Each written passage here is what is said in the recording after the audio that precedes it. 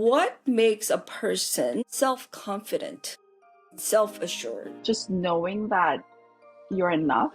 You don't have to fit into a certain box. You are just who you are as a person. And you're a good person. You're okay.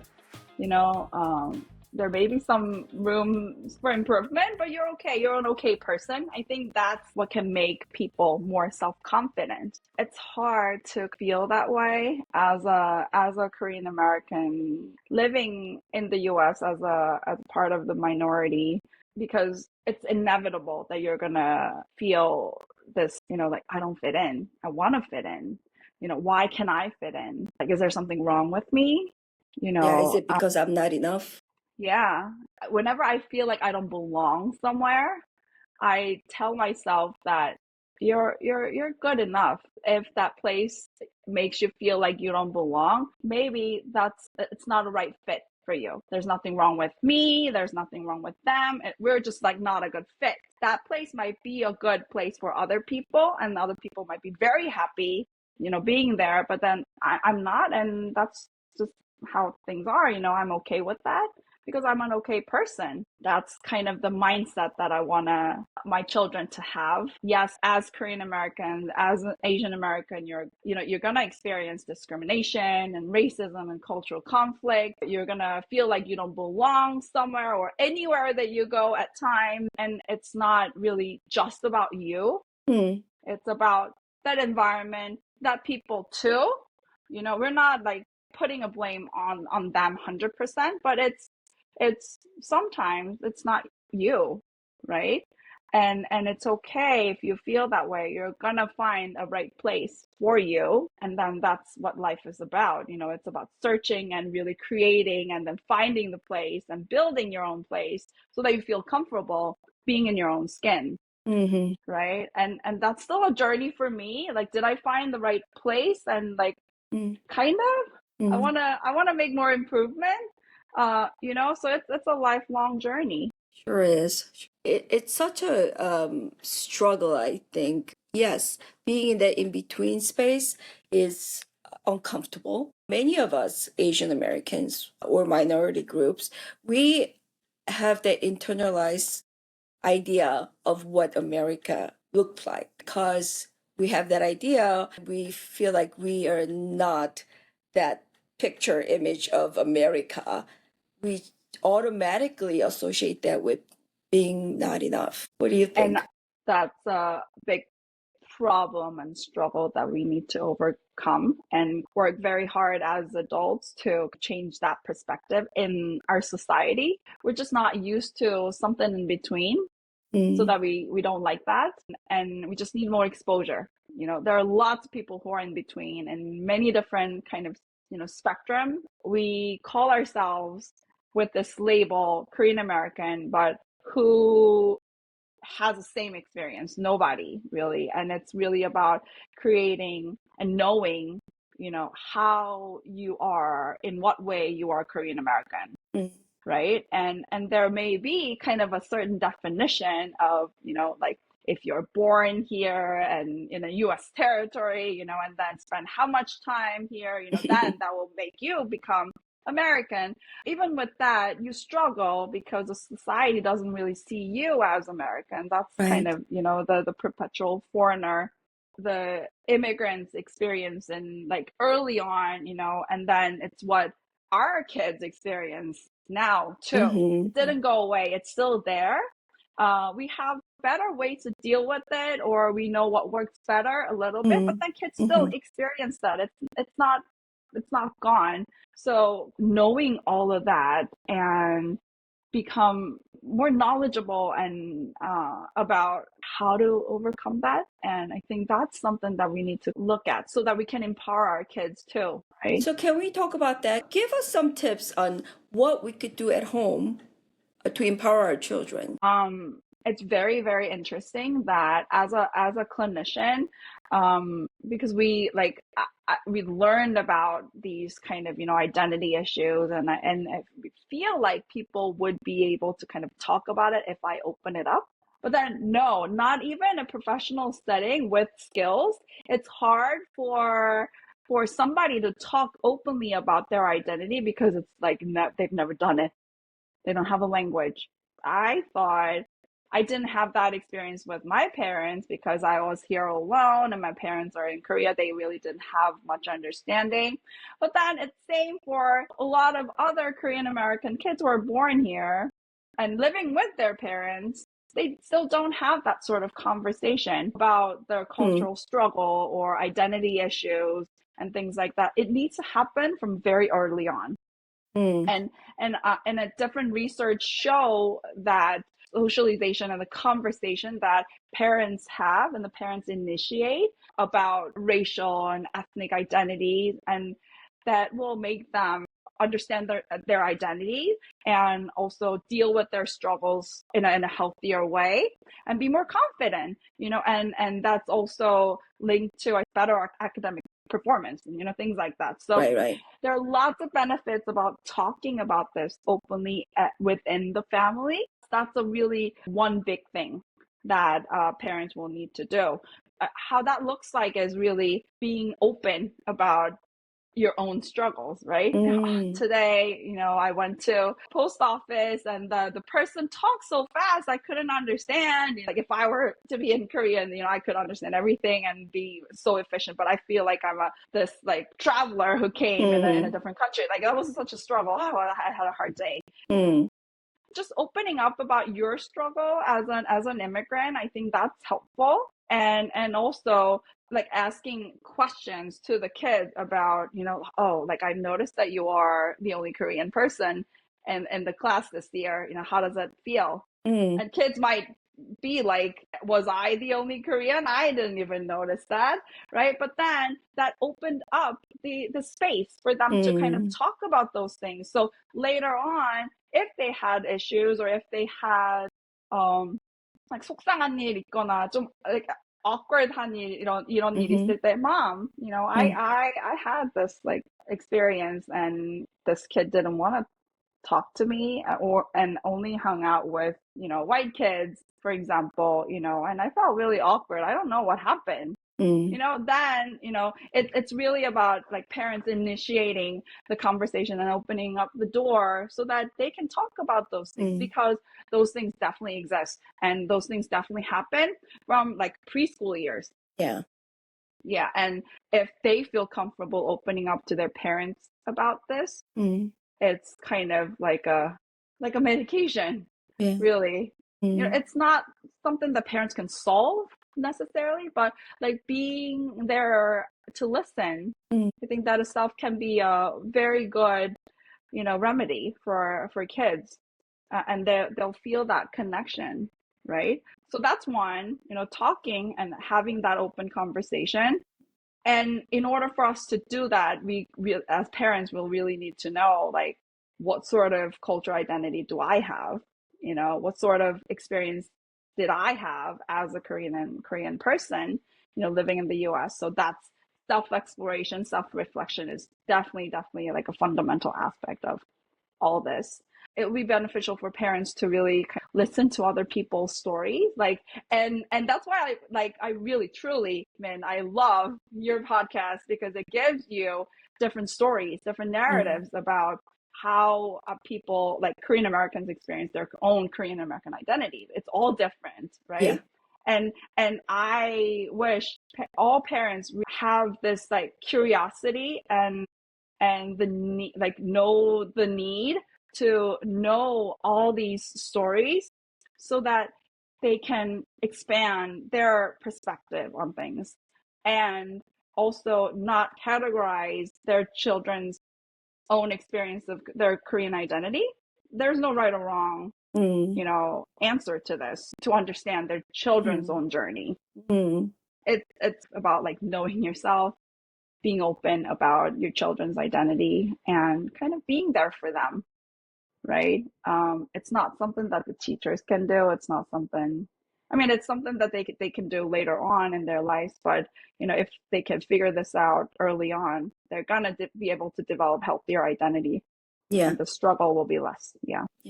It reminds me of having a sex talk, talking about adoption with your kids. Start early on, be honest, be open, and always be willing to listen, but knowing that you are not the problem solver. Exactly. Yeah. So there is that commonality here. Totally. Totally. Yeah. I And think us parents get into a lot of trouble because we think we could resolve this problem. We have to solve this how for our can kids. we? Yeah. How can we? I have my own experience of going through things and it's ongoing and it's going to be very different from my children. And how in the world would I be able to know, what my child is going through? I have Yeah, no clue. no And clue. the only support that I can possibly give is, I'm here. I'm here to Yeah. listen whenever you want to talk, It's right? a humbling experience, right? Admitting that I cannot know everything. I cannot resolve everything. And Min, it's really funny. I married pretty early, like in my like mid 20s. It took me a while for me to finally realize that, oh, like I can have a child now, Mm-hmm. because I didn't want to raise my kid like in America. I didn't Mm, want them to experience any sort of discrimination and racism and conflict that I had to deal with because like I'm the same person, mm, and just because I'm in this different environment, like I all of a sudden become a minority. I just didn't like that, and I mm-hmm. always thought, I'm never gonna do any sort of parenting in America. Things happen. I stayed and then had my children here.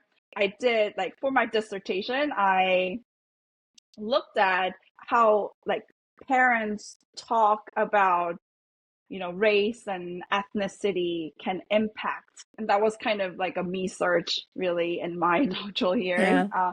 because I was so scared. I didn't know what to do. Yeah. And I was so scared. And I was like 8 months pregnant and I was doing a dissertation like defense and the proposal. And I was like, I'm really scared. I don't know what to do with this, Uh, but I'm going to figure it out, mm-hmm. academically, Mm-hmm. professionally, and Mm-hmm. personally. And it gave me a like relief that, there's some things that I can do right for Yeah. my kids, Yeah. and it doesn't have to be like what I have to go through. Mm. I can be of a resource and I feel okay about it, right? I'm going to be so sad if I've been sad when my kids told me about their kind of discriminatory experiences, and I'm like, oh, this early, like I can't believe it. But then knowing all of that and like knowing what to do and how to advocate for my kids and what sort of conversation that I can have with my children, having that knowledge, it's so comforting. I want other parents to feel that way Yeah. about it too. Yeah. It's empowering. Yeah. It is. Yeah. I mean, my kids were born in New York, the older two, but they grew up in the South here in North Carolina. My experience have been like I had to catch up very quickly for my kids. Living in New York and New Jersey, I mean, there are so many Korean people. I don't have to think about it too much, I feel like, although it has been a struggle, lifelong struggle for me. But here, I had to really catch up really quickly so that I could teach my children how to defend themselves when these things come, right? And it's inevitable that these things come in a very explicit and non explicit ways. So I felt like I had to model for them. And I don't think I've succeeded every single time, but at least I feel like I have taught them or modeled for them that, hey, don't talk to me that way. That is not allowed. About race, about gender, about anything. But, I mean, of course, I wonder, oh, I don't know if I did it the right way or I did enough, but how can I? How can I? So it's a very interesting topic for me. And now that I have a grandchild who's biracial, Yeah. so that's a whole new Hmm. topic, right? Totally. As long as this child knows who she is, she's loved, she's accepted, and she's good enough, and she belongs in this family.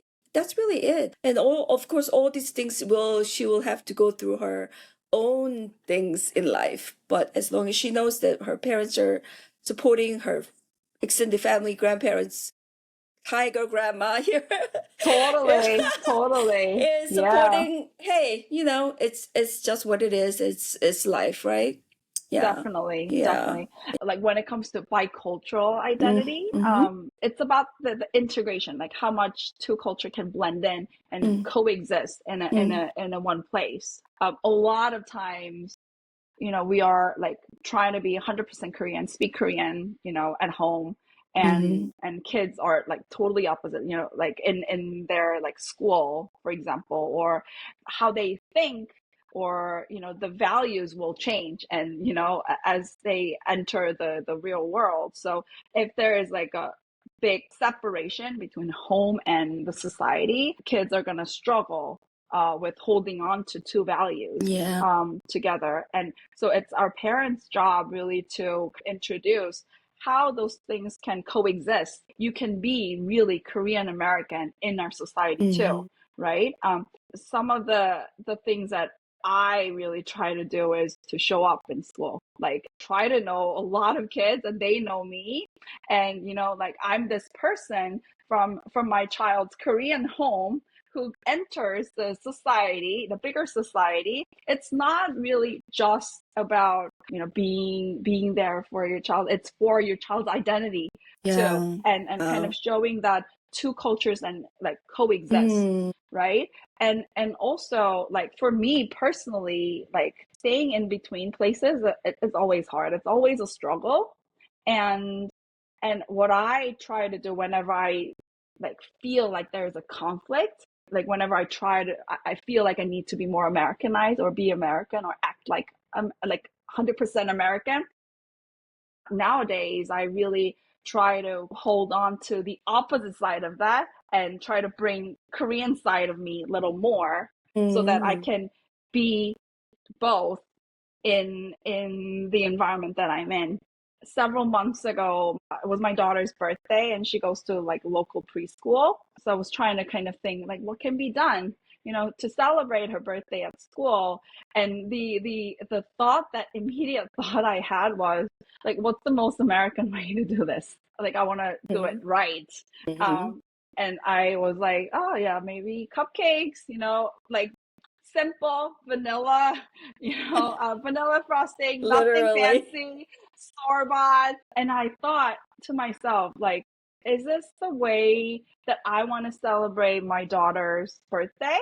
If she wants something else, other than cupcake, I'll be brave enough to bring that and try to introduce. So I asked my child, and she said cupcake. So I brought the cupcakes, but I also decided to bring some sweets for the staff. Mm. And I told the teachers that, like I couldn't resist this Korean in me. Like in Korea, we celebrate birthdays by sharing food with everyone. And I wanted to do that with the teachers. So here are some treats, sweets for you too. Like I needed to be brave, deliver that message, and Yeah. why I wanted to do that, so that I could be that Korean and American in one setting. And it turns out that one of the teachers like, oh, like we do that in our culture too. We share food, and like this is such a great treat. Like thank you so much. So we were able to create that bonding, Mm. in the moment by me being Korean. It was a fresh experience for me, because I always thought being Korean in an American society is it creates that distance, but Mm. then it sometimes can create that connection too. You are intentional about it. Yeah. Yeah. Yeah, yeah. And Mm. that was helpful, and that made me kind of feel like, oh yeah, I can be Korean American. That's great. And that made me think about something. We are adoptive family. So I have always been involved with adoption community. Mm-hmm. One thing that I really wondered every time I go to one of these functions, most of them non-Koreans adopting Korean children, and they want to have that immersion experience of food and hanbok and bulgogi and japchae fans. These things like take pictures in hanbok. Awesome. But I always wondered, is that it? Like, is there something beyond japchae and bulgogi? Is what I thought. But I did not have an idea what that would be. Our conversation today is really giving me some ideas of, yeah, it could go beyond bulgogi and japchae and really teaching these children about what it means to be Korean American, right? Korean heritage. Totally. This is the conversation that I have with my husband very often. Like, what sort of values that you like what sort of Korean values you like and you don't like. And we kind of had a conversation about like 겸손한 거는 좀 여기서는 별로 안 먹히는 것 같아. And that like humbleness, and like how we ended the conversation is like no matter what, there is a value to being humble, because it's not really about not showing what you've done or what you are capable of, but it's more of understanding other people, like the other person's perspective, and valuing their presence. It's really thinking about how we can make them feel more comfortable in my presence, right? So it's about like thinking about others before me. And that's definitely so Korean, right? And I want my kids to have that value because it's so beautiful. It makes people like being compassionate with other and being interested in other people. And, that's what makes that connection. No matter what, I want my kids to think of like value their relationship like Koreans do. And now like people say, that has changed in Korea. But like, what if it changed? Like I've experienced that. Like I have it in me. I can pass that down, to my children, and have them experience that too, and see the value. I think it's great that we can do that. We are creating our own family traditions and cultures that's really coexisting of American being Korean, being mixed family, adoptive family. So all these components come together and we make our own cultural identity of our family. So sometimes I wondered, am I doing it right? Doubtful, questioning, but I think more and more I realize, hey, this is how it's done in our family. This is our tradition. This is our identity. Definitely. We're creating our own, right? And that's okay, right? Definitely. Yeah. As long as you're intentional and you think about these, more can be done, right? No matter how I try or if I'm delusional, this Koreanness will be passed down throughout the generation. It's really unrealistic. It'll be some form of being Korean American family rooted. Totally. Yeah. Totally. Yeah, I think understanding that is really a key. It's not a loss. It's like creating new things. So exactly. Beautiful. Yeah. Yeah, exactly. So I'm curious, what does Korean American look like? What was your idea of what we look like? Like a different hairstyle, the like 더 진한 화장, and but like one thing that I kind of know is like 되게 다양한 표정이 있어요. We're more free to kind of express our emotions. So it's there. The like not caring about what other people think. 콩글리쉬 쓰는 거. All those things, but is that the only one picture, like one image? I mean, that's the image that I had in my mind, but just because I'm not like that, like 화장도 거의 안 하고, I'm still. 그래도 저도 한국계 미국인이죠. 그렇죠? When I was younger, when I wasn't really exposed to other kind of Korean American immigrant families. But now here, like I'm in New Jersey area where there are lots of different stories and different forms of, Korean Americans that I'm exposed to, that I have like more, understanding. Broad, yeah. Yeah. It's funny because I was in Korea several years ago actually, and I was sitting in a cafe at Ikseondong, right? One of behind the Gyeongbokgung. People say, "Oh, you look like Kyopo." Always wondered what that meant. What do you mean, like you look like Kyopo? So I was sitting in this cafe by myself, and then this whole family of 5 walks by, right? And I'm like, "Oh, they're Kyopo." Yeah. We because have yeah. those images. Yes, You can yes, tell. totally. Because yeah, they were wearing Nike shorts and all that stuff. So I'm like, I was laughing by myself, going, "That's what they Totally. mean." Totally. It's totally there. I was in Korea for 2 months. Like my parents see me through this like Korean beauty. So they're like, Mm. "Oh, what happened to you?" Like what have you done to yourself? Like, are you not taking care of yourself? Within that 2 months, as I stay with my parents, I've kind of learned their way of kind of doing it. So I kind of Mm. transformed a little bit in a Korean way. And now I feel like I'm a Korean American who just went back to Korea for a couple months. Yeah. Hey, K beauty is a thing, you Oh, know? it's a thing. Totally. I'm so impressed and it's amazing. Yeah. So Too yeah, much but to we catch up, have, forget it. I know. We just need to be honest with ourselves. We have those like images and stereotypes and all those things here too. And Mm, if we don't acknowledge that, I feel like it's just like it's just out there implicitly and like people like don't know and just like kids especially take that as their own. So I think yeah, it's helpful to kind of know all yeah. those.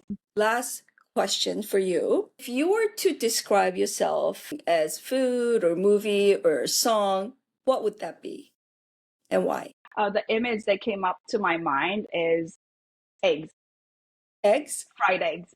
Oh. It's something that can be easily done.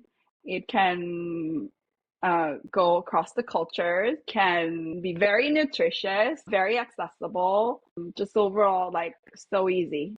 I've become and want to become that person who can go anywhere and just be Mm, myself, mm, have my presence. That's who I want to be and who I'm kind of, working on myself to be because of my experience here in the US as a bicultural individual.